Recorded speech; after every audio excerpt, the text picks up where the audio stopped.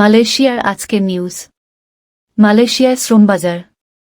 অবৈধ অভিবাসীদের বিশেষ সুযোগ দিচ্ছে মালয়েশিয়া। বিস্তারিত জানতে ভিডিওটির শেষ পর্যন্ত দেখুন।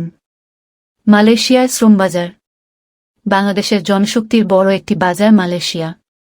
আবার মালয়েশিয়ায় কর্মরত বাংলাদেশি শ্রমিকদেরই সবচেয়ে বেশি দুর্ভোগে পড়তে হয়েছে।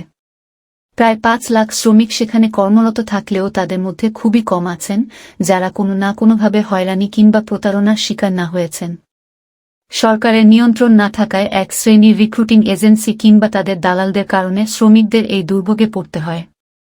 মালয়েশিয়ায় প্রচুর শ্রমিক অবৈধভাবে প্রবেশ করেছেন। সম্প্রতি সেখানে অবৈধ শ্রমিকদের ধরপাকড় শুরু হয়েছে। সে দেশের অভিবাসন বিভাগ এখন কঠোর অভিযান চালাচ্ছে। বৈধ কাগজ ছাড়া অভিবাসীদের কেউ বের হলেই তাকে আটক করা হচ্ছে।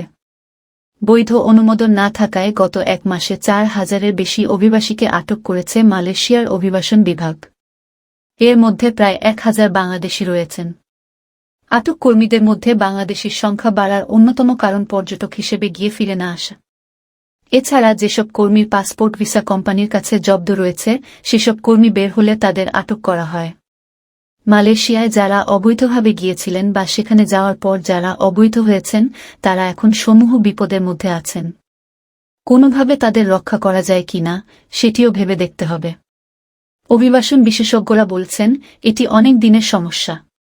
অবৈধ কর্মীদের বৈধ করা এবং বৈধ কর্মীদের কাগজপত্র তাদের কাছে রাখার ব্যাপারে যেসব প্রক্রিয়া রয়েছে সেগুলো সঠিকভাবে করা হয় না। এখানে মালয়েশিয়া সরকারের তেমন দায়দায়িত্ব থাকে না। এ ব্যাপারে বাংলাদেশের প্রবাসী কল্যাণ ও বৈদেশিক কর্মসংস্থান মন্ত্রণালয়েরও আশাব্যঞ্জক ভূমিকা দেখা যায় না।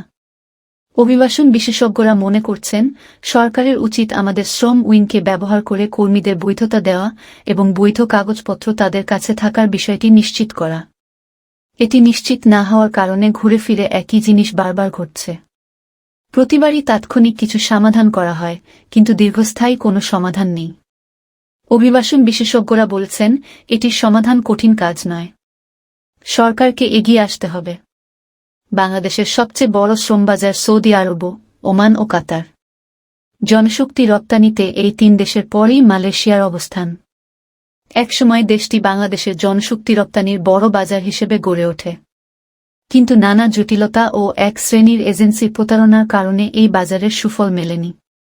আমরা আশা করব আমাদের মিশন ও সংশ্লিষ্ট সবার সহযোগিতায় মালয়েশিয়ায় সৃষ্ট সংকট কেটে যাবে। অবৈধ অভিবাসীদের বিশেষ সুযোগ দিচ্ছে মালয়েশিয়া। মালয়েশিয়ায় থাকা অবৈধ অভিবাসীদের নিজ দেশে ফেরার বিশেষ সুযোগ দিতে যাচ্ছে দেশটির সরকার। শিগগিরই তাদের জন্য প্যাকেজ ঘোষণা করবে মালয়েশিয়ার অভিবাসন বিভাগ। এমন সিদ্ধান্তে খুশি প্রবাসী বাংলাদেশিরা।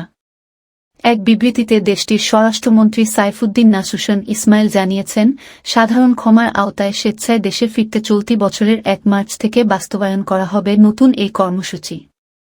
যথাযথ কাগজপত্র ছাড়া মালয়েশিয়ায় প্রবেশ, অভিবাসন আইন লঙ্ঘন এবং ভিসার মেয়াদ শেষ হয়ে যাওয়া অভিবাসীদের নিজ দেশে ফেরার আগে অভিবাসন সংক্রান্ত অপরাধের জন্য অবৈধ অভিবাসীদের কাছ থেকে জরিমানা বাবদ ৩০০ থেকে ৫০০ রিঙ্গিত জরিমানা করা হবে।